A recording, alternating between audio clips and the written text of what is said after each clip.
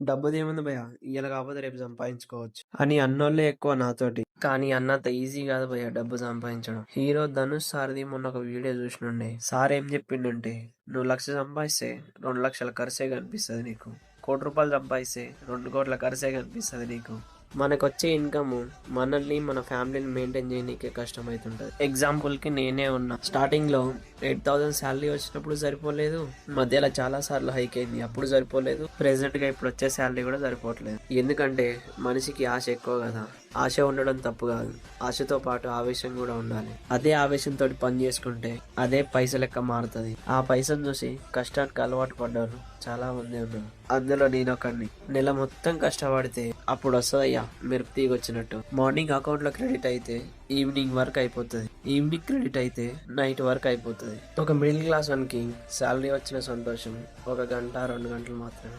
అందుకే అన్ని మూసుకొని పని చేసుకోవాలి.